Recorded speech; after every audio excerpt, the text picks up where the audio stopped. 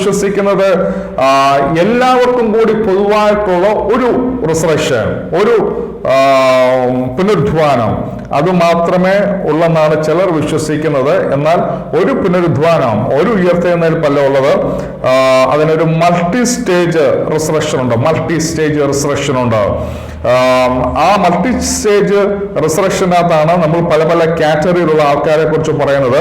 ഒരു എക്സാമ്പിൾ പറയുവാണെങ്കിൽ ഞാൻ നേരത്തെ പറഞ്ഞതുപോലെ ഫസ്റ്റ് തെസ്സലോനിയർ, അവിടെ ഒരു ചർച്ചിന്റെ റിസറക്ഷൻ ഉണ്ട്. റെവലേഷൻ 20 അനദർ റിസറക്ഷൻ, മറ്റൊരു റിസറക്ഷൻ ഉണ്ട്. റെവലേഷൻ 25 വേറൊരു റിസറക്ഷനെ കുറിച്ച് പറയുന്നുണ്ട്. അപ്പോൾ ഞാൻ അതിനെക്കുറിച്ചുള്ളൊരു ചെറിയൊരു ഓർഡർ പുതുതായി ഈ കാര്യങ്ങൾ അറിയുന്ന നിങ്ങളിലേക്ക് പലരിലേക്ക് ഞാൻ ഇത് എത്തിക്കാൻ വേണ്ടി താല്പര്യപ്പെടുകയാണ്. The first resurrection will be that of believers, while the second resurrection will be that of unbelievers. ഈ റിസറക്ഷൻ അകത്ത് തന്നെ രണ്ട് റിസറക്ഷൻ ഉണ്ടാവും. ഒന്നാം പുനരുദ്ധാനം എന്ന് പറയുന്നത് ഫസ്റ്റ് റിസറക്ഷൻ. ആ ഫസ്റ്റ് റിസറക്ഷനകത്ത് മെയിൻലി അത് ഫോക്കസ് ചെയ്യുന്നത് ബിലീവേഴ്സിനെയാണ്, ക്രിസ്തുവിൽ വിശ്വസിക്കുന്നവർക്ക് വേണ്ടിയാണുള്ള ഒന്നാമത്തെ പുനരുദ്ധാനം. എന്നാൽ രണ്ടാമതൊരു സെക്കൻഡ് റിസറക്ഷൻ ഉണ്ട്. അത് മെയിൻലി ഫോക്കസ് ചെയ്യുന്നത് അൺബിലീവേഴ്സിന് വേണ്ടിയാണ്. അത് സംഭവിക്കുന്നത് 1000 ആണ്ട് വാഴ്ചയ്ക്ക് ശേഷമാണ് ഈ രണ്ടാമത്തെ പുനരുദ്ധാനം സംഭവിക്കുന്നത്. അതെന്തിനു വേണ്ടിയാണെന്ന് ചോദിച്ചാൽ സകല മനുഷ്യരെയും ദൈവത്തിന്റെ ന്യായ വിസ്താരത്തിന് മുമ്പിൽ, ന്യായസിംഹാസനത്തിന് മുമ്പിൽ കൊണ്ടുവരാൻ വേണ്ടി സകല മനുഷ്യരെയും സമുദ്രത്തിലുള്ളവർ ഏൽപ്പിച്ചു കൊടുക്കും. ഭൂമിയിലുള്ളവർ, മൂടപ്പെട്ടവർ ഭൂമി തിരികെ അത് ഏൽപ്പിച്ചു കൊടുക്കും. ആ കാണുന്നതെല്ലാം സെക്കൻഡ് റിസറക്ഷനാണ്. അത് ന്യായവിസ്താരത്തിന് വേണ്ടി ഏൽപ്പിച്ചിരിക്കുന്നതാണ്. നമ്മൾ ഈ സെപ്പറേറ്റ് റിസറക്ഷൻ പറയുമ്പോൾ അതിനകത്ത് ഡിഫറെന്റ് ഓർഡറാണ്. ഞാൻ പറഞ്ഞല്ലോ, ഫസ്റ്റ് റിസറക്ഷനകത്ത് തന്നെ സെപ്പറേറ്റ് റിസറക്ഷൻ ആണല്ലോ. ഒന്നാമത്തെ റിസറക്ഷൻ എന്ന് പറയുന്നത് ക്രിസ്തുവിൽ വിശ്വസിക്കുന്നവർക്ക് വേണ്ടിയുള്ളതാണ്. രണ്ടാമത്തെ റിസറക്ഷൻ സകല മനുഷ്യരെ ന്യായം വിധിക്കാൻ വേണ്ടിയുള്ള റിസറക്ഷനാണ്. എന്നാൽ ഈ ഫസ്റ്റ് റിസറക്ഷനകത്ത് പല സ്റ്റേജുകളാണ് വിശുദ്ധ ബൈബിളിൽ നമുക്ക് കാണുവാൻ സാധിക്കുന്നത്. ഫസ്റ്റ് റിസറക്ഷനകത്ത് അത് ഡിഫറെന്റ് ഓർഡറാണ്. അതിനകത്ത് ഫസ്റ്റ് കൊരിന്ത്യർ 15 22-23 വാക്യങ്ങൾ ഞാൻ നിങ്ങൾക്ക് വേണ്ടി ഒന്ന് വായിക്കാം. ഫസ്റ്റ് കൊരിന്ത്യർ 1 കൊരിന്ത്യർ ലേഖനം 15 22-23 വാക്യങ്ങൾ. അതിങ്ങനെയാണ് പറയുന്നത്: മനുഷ്യൻ മൂലം മരണമുണ്ടാകിയാൽ മരിച്ചവരുടെ പുനരുദ്ധാനവും മനുഷ്യൻ മൂലമുണ്ടായി. ആദാമിൽ എല്ലാവരും മരിക്കുന്നത് പോലെ ക്രിസ്തുവിൽ എല്ലാവരും ജീവിക്കപ്പെടും. ആദാമിൽ എല്ലാവരും മരിക്കുന്നത് പോലെ ക്രിസ്തുവിൽ എല്ലാവരും ജീവിക്കപ്പെടും. ഓരോരുത്തരും താതാന്റെ നിലയിലത്രേ. ക്രിസ്തുവിൽ എല്ലാവരും ജീവിക്കപ്പെടും എന്ന് പറയുമ്പോഴും അതിനും ഒരു നിലയുണ്ട്. ഓരോരുത്തരും താതാന്റെ നിലയിലത്രേ. ആദ്യഫലം ക്രിസ്തു. അപ്പൊ ആദ്യഫലം ക്രിസ്തു എന്ന് പറയുന്നതോ മരിച്ചവരുടെ പുനരുദ്ധാനത്തിനകത്ത് ആദ്യഫലം ക്രിസ്തുവാണ്. നമ്മൾ പറയുന്ന പുനരുദ്ധാനം ജീവനിലേക്ക് മടങ്ങി വന്നത് ഏലിയാവ് ഉയർപ്പിച്ചതോ എലീശ ഉയർപ്പിച്ചതോ എലീശയുടെ അസ്ഥിക്കകത്തുനിന്ന് ഉയർത്തെഴുന്നേറ്റതോ അല്ലെങ്കിൽ യേശു ക്രിസ്തു ആദ്യമേ ഉയർപ്പിച്ച വിധവയുടെ മകനോ ഇതൊന്നുമല്ല ആദ്യഫലം എന്ന് പറയുന്നത്. അതൊക്കെ അവരും ജീവനിലേക്ക് വന്നു എന്നുള്ളൂ. അതൊരു പുനരുദ്ധാനമല്ല. വാസ്തവത്തിൽ അത് പുനരുദ്ധാനമല്ല. അവർ മരിച്ചതിന് ശേഷം അവർ ജീവനിലേക്ക് തിരികെ വന്നു, പിന്നെ അവർ മരിച്ചു. എന്നാൽ യേശു ക്രിസ്തു ആദിഫലം എന്ന് പറയാനുള്ള കാരണം അവൻ മരിച്ചതിന് ശേഷം ഈ ബോഡിയിലല്ല വന്നത്. ഈ മോർട്ടൽ ബോഡി, ദ്രവത്വമുള്ള ശരീരത്തിലല്ല വന്നത്. ഏലിയാവ് ഉയർപ്പിച്ച യേശു ക്രിസ്തു ഉയർപ്പിച്ച ലാസർ പോലും ദ്രവത്വമുള്ള മോർട്ടൽ ബോഡിയിലാണ് വന്നത്. ഗ്ലോറിഫൈഡ് ബോഡിയല്ല, രൂപാന്തരം പ്രാപിച്ച ശരീരമല്ല. പക്ഷെ ഇവിടെ ആദിഫലം പുനരുദ്ധാനം എന്ന് പറയുന്നത് രൂപാന്തരം പ്രാപിച്ച ശരീരമാണ്. ആ ശരീരത്തിന് പോലും വ്യത്യാസമുണ്ട്. യേശു ക്രിസ്തു ഉയർത്തെഴുന്നേറ്റതിന് ശേഷം നമ്മൾ ആ ഭാഗമെല്ലാം വായിക്കുമ്പോൾ നമുക്ക് മനസ്സിലാകും. ശിഷ്യന്മാർ തൊടാൻ പറ്റും. ശിഷ്യന്മാർ സംശയത്തോട് തോമസിനോട് യേശു ക്രിസ്തു പറയുന്നുണ്ട്, നീ വന്ന് തൊട്ടു നോക്കുവേ. വിലാപ്പുറങ്ങൾ കാണിച്ചു, കയ്യില് ആണിയടിച്ച ഭാഗം കാണിച്ചു, നീ തൊട്ടു നോക്കാൻ പറ്റുമോ എന്ന് വെച്ചാൽ ആ ശരീരം, രൂപാന്തരം പ്രാപിച്ച ശരീരത്തിന് അതേ ഷേപ്പ് ആയിരിക്കും, പക്ഷെ ആ ആ ശരീരത്തിന്റെ പ്രത്യേകത എന്ന് പറയുന്നത് നമുക്ക് തൊടാൻ പറ്റും, അത് ടച്ചബിൾ ആണ്, ആഹാരം കഴിക്കാൻ പറ്റും. യേശുക്രിസ്തു ശിഷ്യന്മാരോടൊപ്പം കടൽക്കരയിൽ ഇരിക്കുമ്പോൾ അവിടെ ഇങ്ങനെയാണ് പറയുന്നത്, പത്രോസും ശിഷ്യന്മാരും പടകിൽ പിന്നെയും മീൻ പിടിക്കാൻ വേണ്ടി പോയി. യേശുക്രിസ്തു അവിടേക്ക് കടന്നു വരുന്നു. ഉയർത്തെഴുന്നേറ്റപ്പെട്ട രൂപാന്തരം പ്രാപിച്ച യേശുക്രിസ്തു രൂപാന്തരം പ്രാപിച്ച ശരീരത്തിൽ വന്നിട്ട് ശിഷ്യന്മാരോട് ചോദിക്കുന്നു, വല്ലതും കഴിക്കുവാനുണ്ടോ? അവിടെ ആ അധ്യായത്തിൽ കാണുന്നത് യേശുക്രിസ്തു അവരോടൊപ്പം ഇരുന്ന് കഴിച്ചു. കഴിക്കാനും പറ്റും എന്ന് വെച്ചാൽ സ്വർഗത്തിൽ കഴിക്കുന്നത്. അതുകൊണ്ടാണ് സ്വർഗത്തിലെ മല്ലന്മാരെ പോഷിപ്പിക്കുന്ന മഞ്ഞ എന്ന് പറയുന്നത്. ആ രൂപാന്തരം പ്രാപിച്ച ശരീരത്തിനകത്തും ആഹാരം കഴിക്കാൻ പറ്റും. ആഹാരം കഴിക്കാൻ പറ്റത്തില്ലെന്നല്ല, ആഹാരം കഴിക്കാൻ പറ്റും.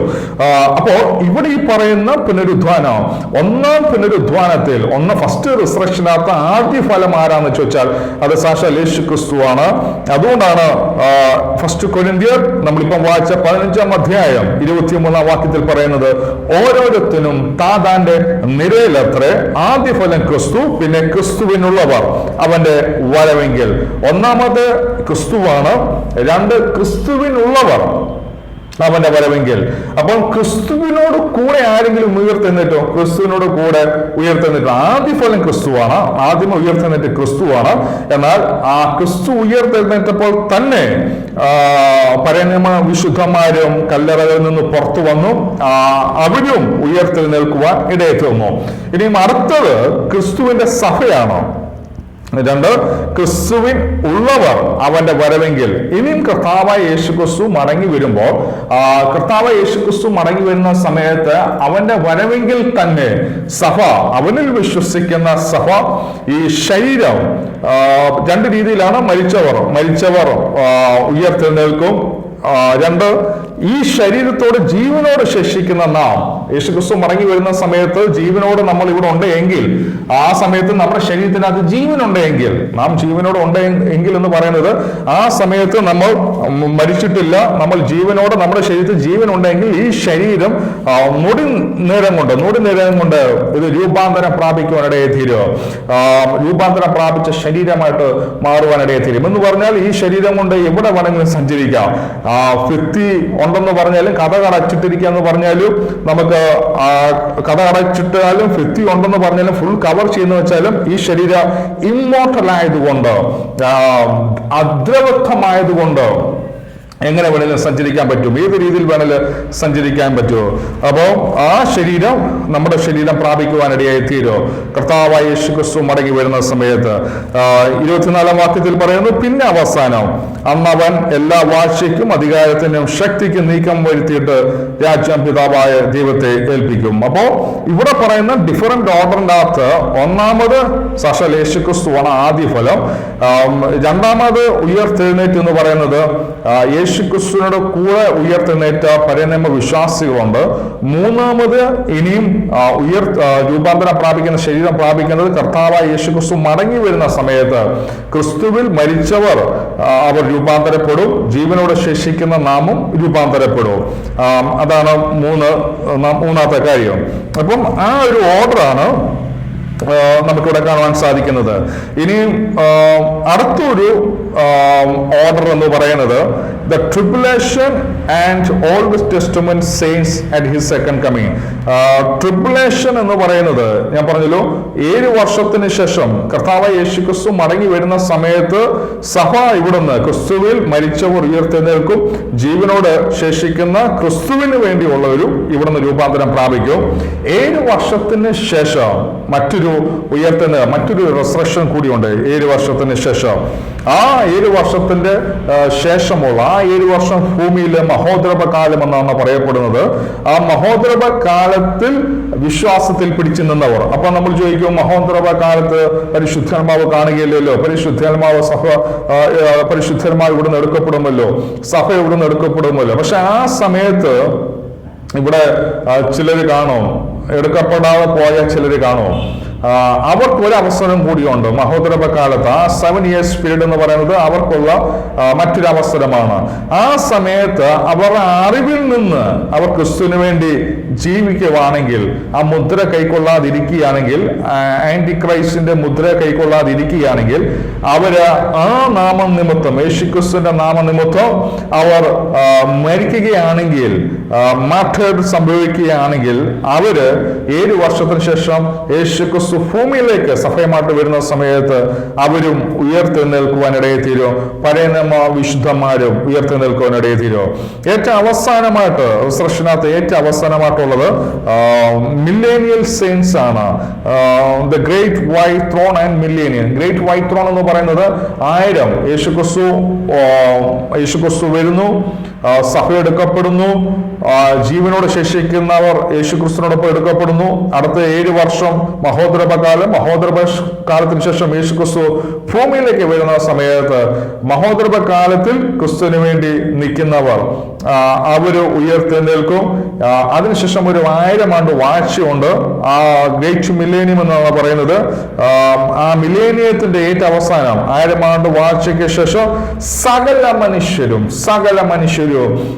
ഉയർത്തെഴുന്നേൽക്കുവാനിടയെ തീരും. അത് ഗ്രേറ്റ് വൈറ്റ് ത്രോണിന്റെ ന്യായസിംഹാസനത്തിന് മുമ്പാകെ, പിതാവായ ദൈവത്തിന്റെ ന്യായസിംഹാസനത്തിന് മുമ്പാകെ നിൽക്കാൻ വേണ്ടി സകല മനുഷ്യരും ആ സമയത്ത് ഉയർത്തെഴുന്നേൽക്കുവാൻ ഇടയെ തീരും. അപ്പം ആദ്യമേ ഉയർത്തെഴുന്നേറ്റത് യേശുക്രിസ്തുവാണ്. അതുകൊണ്ടാണ് നമ്മൾ മുമ്പ് വായിച്ച വേദവാക്യ 1 കൊരിന്ത്യർ 15:20-21 പറയുന്നു, മനുഷ്യൻ മൂലം മരണമുണ്ടാക്കിയാൽ മരിച്ചവരുടെ പുനരുദ്ധാനവും മനുഷ്യൻ മൂലമുണ്ടായി. ആദാമിൽ എല്ലാവരും മരിക്കുന്നത് പോലെ ക്രിസ്തുവിൽ എല്ലാവരും ജീവിക്കപ്പെടും. ഓരോരുത്തരും താന്റെ നിരയിലത്രേ.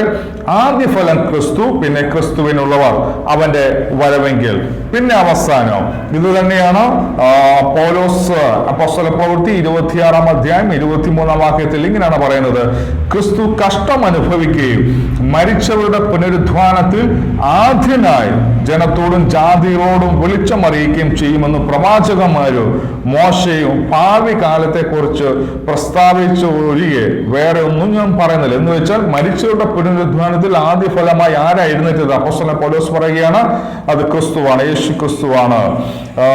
പൗലോസ് അപ്പോസ്തലൻ കൊലോസ്യ ലേഖനത്തിനകത്ത്, കൊലോസ്യർക്ക് എഴുതിയ ലേഖനം 1-ാം അധ്യായം 18-ാം വാക്യത്തിൽ ഇങ്ങനെയാണ് പറയുന്നത്, അവൻ സഭ എന്ന ശരീരത്തിന്റെ തലയമാവുന്നു, സകലത്തിനു താൻ മുമ്പനാകേണ്ടതിന് അവൻ ആരംഭവും മരിച്ചവരുടെ ഇടയിൽ നിന്നും ആദ്യനായി എഴുന്നേറ്റവനാവുന്നു. പൗലോസ് അപ്പോസ്തലൻ പിന്നെയും അത് ഉറപ്പിക്കുകയാണ്. അവൻ സഭ, ക്രിസ്തു സഭ എന്ന ശരീരത്തിന്റെ തലയാകുന്നു, സകലത്തിലും താൻ മുമ്പനാകേണ്ടതിന് അവൻ ആരംഭവും, അവൻ തന്നെയാണ് ആരംഭവും, മരിച്ചവരുടെ ഇടയിൽ നിന്നും ആദ്യനായി എഴുന്നേറ്റവൻ. മരിച്ചവരുടെ ഇടയിൽ നിന്ന് ആദ്യനായി എഴുന്നേറ്റെന്ന് പറയുമ്പോൾ നമ്മൾ കൺഫ്യൂസ് ആകല്. ഏലിയോ പ്രവാചകൻ അല്ല എഴുന്നേൽപ്പിച്ചത്. ഇവിടെ റിസറക്ഷൻ അല്ലെങ്കിൽ റിസറക്റ്റഡ് ബോഡിയിൽ, ഗ്ലോറിഫൈഡ് ബോഡിയിൽ, അല്ലെങ്കിൽ രൂപാന്തരം പ്രാപിച്ച ശരീരത്തിൽ മരണത്തിൽ നിന്ന് പിടിച്ചു വെക്കാൻ കഴിയുകയില്ല. ഇനിയും ലാസറിന്റെ ശരീരം പിന്നെയും മരിക്കും എന്ന് വെച്ചാൽ അത് പിന്നെയും മരണത്തിന് അടിമപ്പെടും. പക്ഷെ യേശുക്രിസ്തു രൂപാന്തരം പ്രാപിച്ച ശരീരത്തെ, ആ ശരീരത്തെ പിന്നെ മരണത്തിൽ തൊടാൻ പറ്റത്തില്ല. അത് ഗ്ലോറിഫൈഡ് ശരീരമാണ്. അപ്പോൾ ഇവിടെ പറയുന്നു, അവൻ ആദ്യനായി, അവൻ സഭ എന്ന ശരീരത്തിന്റെ തലയാകുന്നു, സകലത്തിലും താൻ മുമ്പിലാകേണ്ടതിന് അവൻ ആരംഭവും മരിച്ചവരുടെ ഇടയിൽ നിന്നും ആദ്യനായി എഴുന്നേറ്റവനും ആകുന്നു.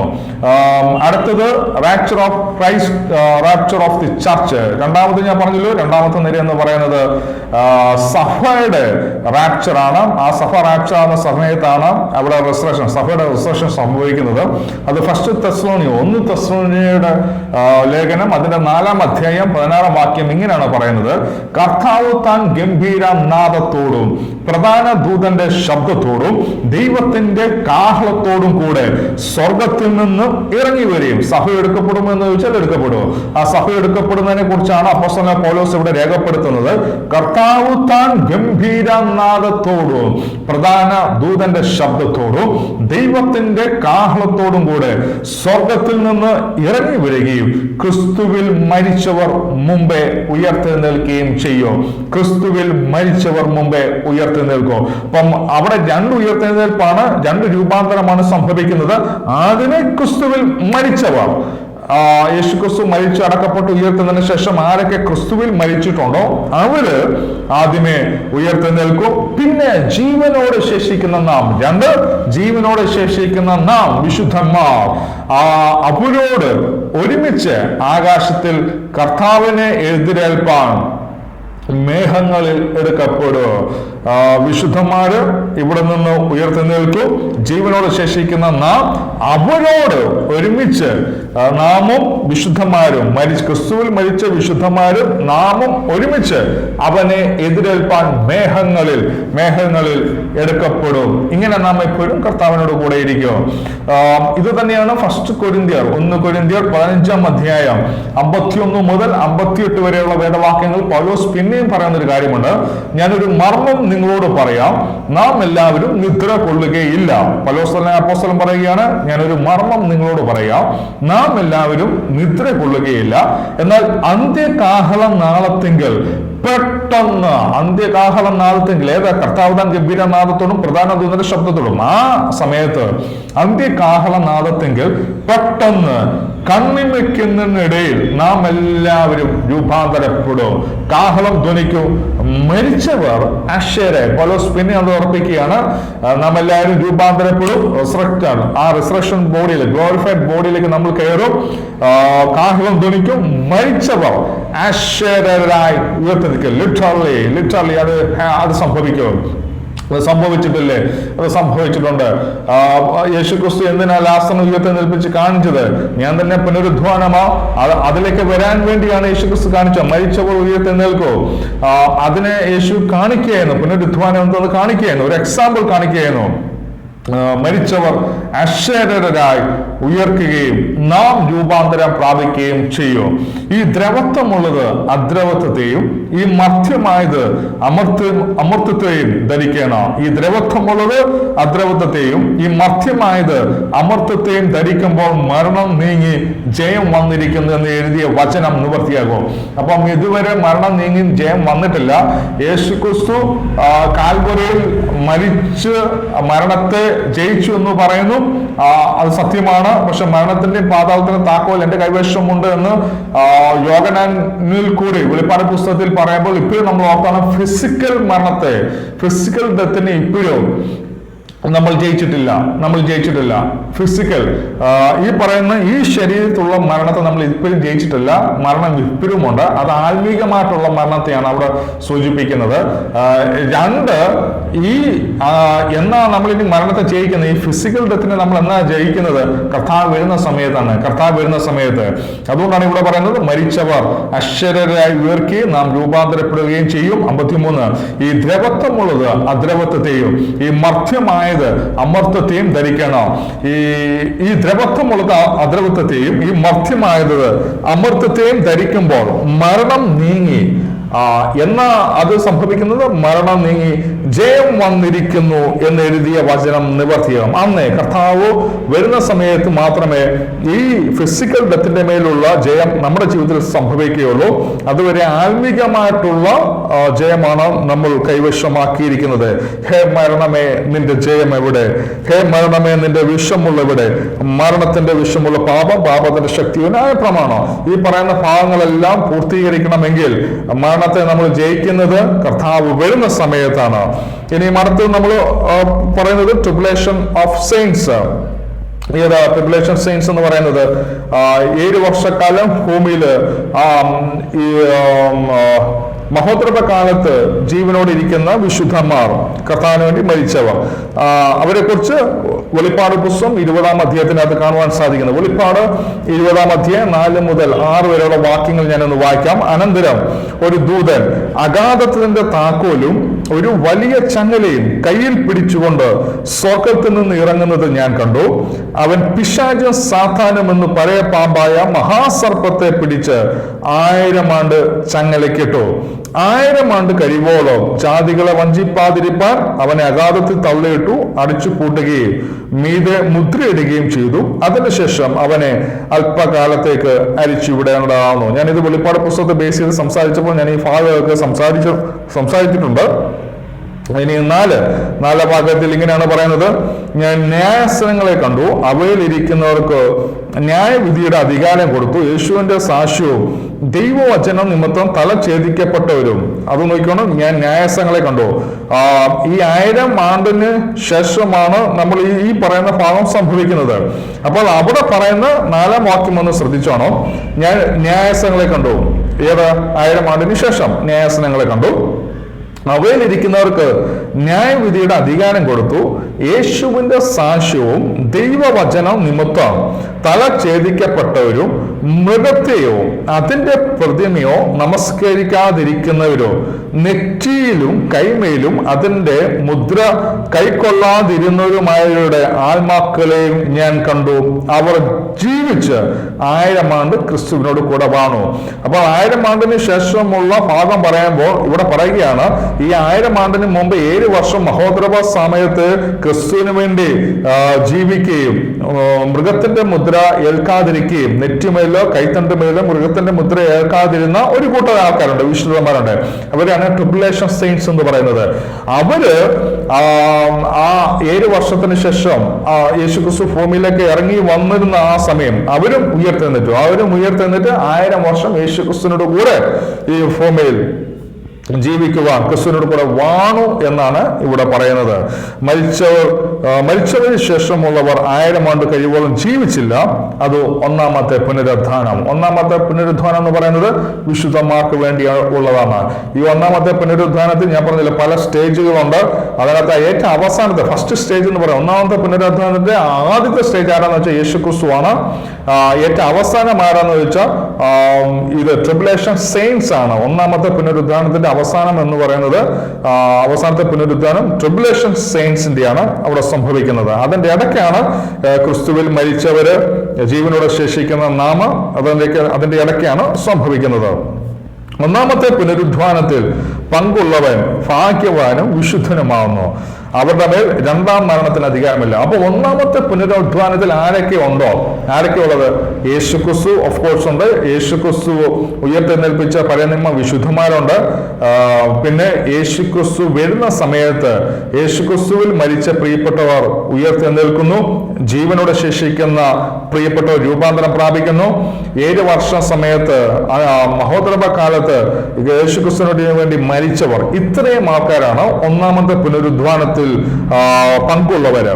അവരെ കുറിച്ച് പറയുന്നത് അവർ ഭാഗ്യവാനും വിശുദ്ധനുമാവുന്നു. അവരുടെ മേൽ രണ്ടാം മരണത്തിന് അധികാരമില്ല. അവരുടെ മേൽ രണ്ടാം മരണത്തിന്, ഏത് രണ്ടാമത്തെ മരണം? നിത്യതീപയ്ക്ക് അധികാരമില്ല. അവർ ദൈവത്തിനും ക്രിസ്തുവിനും പുരോഹിതന്മാരും ക്രിസ്തുവിനോട് കൂടെ 1000 ആണ്ടും വാഴും. 1000 ആണ്ട് കഴിയുമ്പോഴോ സാത്താനെ തടവിൽ നിന്ന് അഴിച്ചുവിടും. ഇതേ തന്നെയാണ് ഓൾഡ് ടെസ്റ്റമെന്റ് സെയിൻസും ഉണ്ട്. ഞാൻ പറഞ്ഞല്ലോ, ഓൾഡ് ടെസ്റ്റമെന്റ് സെയിൻസ് എന്ന് പറയുന്നത് ദാനിയേലിന്റെ പുസ്തകത്തിനകത്ത് ഇങ്ങനെയാണ് പറയുന്നത്. ഏവനും തന്നെ നിലത്തിലെ പൊടിയിൽ നിദ്ര കൊള്ളുന്നവരിൽ പലരും ചില നിത്യജീവനായോ ചില ലജ്ജയ്ക്കും നിത്യനിന്ദയ്ക്കുമാ ഉണരും. അപ്പം ഇതിനെക്കുറിച്ച് ഞാൻ ബേസ് ചെയ്ത് ഞാൻ മറ്റൊരു ഭാഗത്ത് ഞാൻ പറയാം. സ്വർഗത്തിൽ തന്നെ നിത്യലജ്ജയുണ്ട് ചിലർക്ക്, അവിടെ നിത്യനിന്ദയും ഉണ്ടാവും. ചിലർ നിത്യജീവനായും എഴുന്നേൽക്കും. അപ്പം ആ ഭാഗം അവിടെ നിൽക്കട്ടെ. ഇനി ഏറ്റവും അവസാനമാണ് great white throne. Great white throne എന്ന് പറയുന്നത് പുനരുദ്ധാനത്തിന്റെ സെക്കൻഡ് ഫേസ് ആണ്. ഫസ്റ്റ് റിസറക്ഷൻ അല്ല, സെക്കൻഡ് റിസറക്ഷൻ. ഈ സെക്കൻഡ് റിസറക്ഷനകത്ത് മെയിൻലി സകല മനുഷ്യർക്ക് വേണ്ടിയുള്ളതാണ്. അതിനകത്ത് വിശുദ്ധന്മാരാരുമില്ല. നമ്മൾ ആദ്യമേ പറഞ്ഞ കാറ്റഗറി ഉള്ള ആരും തന്നെയില്ല. ഞാൻ ആ ഭാഗം ഒന്ന് വായിക്കാം. 1000 ആണ്ട് കഴിയുമ്പോഴോ, അത് റെവലേഷൻ പുസ്തകം, വെളിപ്പാട് പുസ്തകം 20-ാം അധ്യായം 11 മുതൽ 15 വരെയുള്ള വേദവാക്യങ്ങൾ. അതിങ്ങനെയാണ് പറയുന്നത്.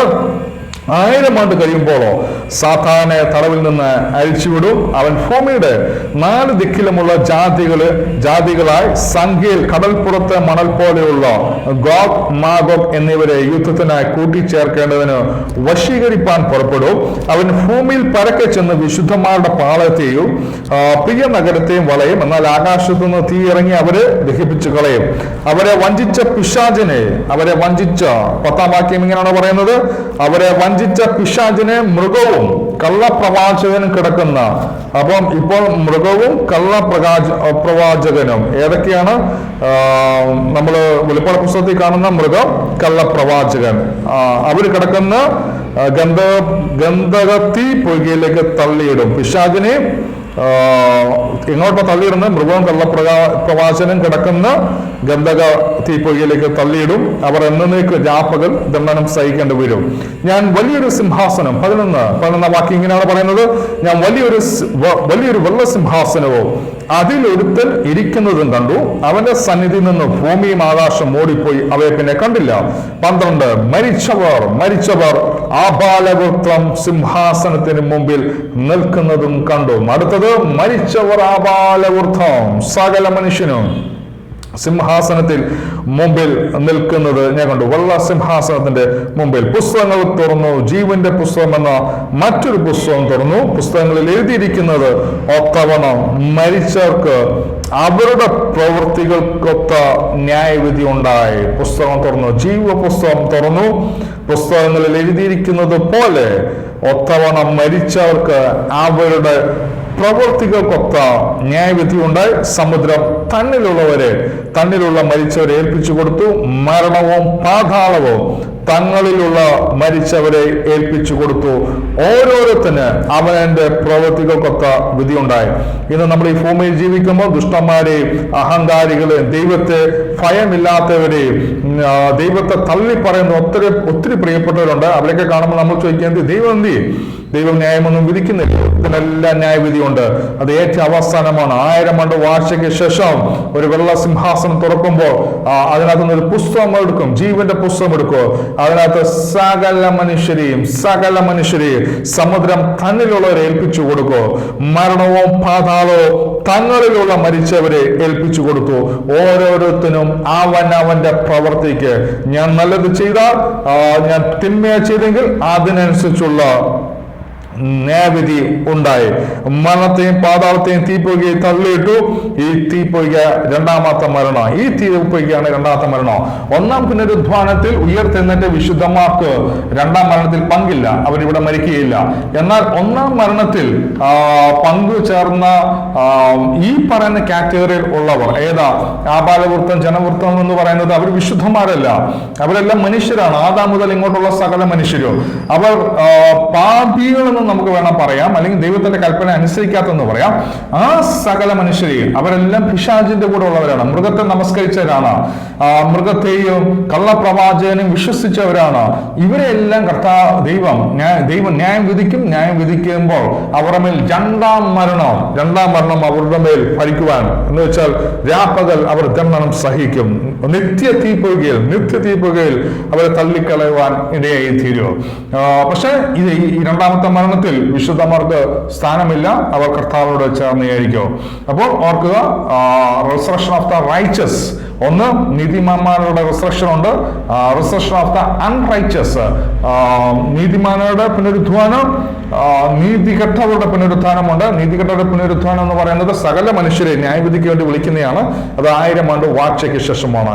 ഇപ്പോൾ ഇത്രയുമാണ് നമ്മുടെ ബൈബിളിൽ പറഞ്ഞിരിക്കുന്ന മരണത്തിന് ശേഷം ജീവനിലേക്ക് വന്നവരും പുനരുദ്ധാനപ്പെട്ടവരും പുനരുദ്ധാനം പ്രാപിക്കാനുള്ളവരെയും കുറിച്ചുള്ള ഡീറ്റെയിൽസ് ഇത്രയുമാണ്. നിങ്ങൾക്ക് ഇതിനെക്കുറിച്ചുള്ള സംശയങ്ങളുണ്ടെങ്കിൽ തീർച്ചയായിട്ടും എന്നെ കോൺടാക്ട് ചെയ്യാം. ദൈവം നമ്മെ ധാരാളമായി അനുഗ്രഹിക്കുമാറാകട്ടെ. God bless.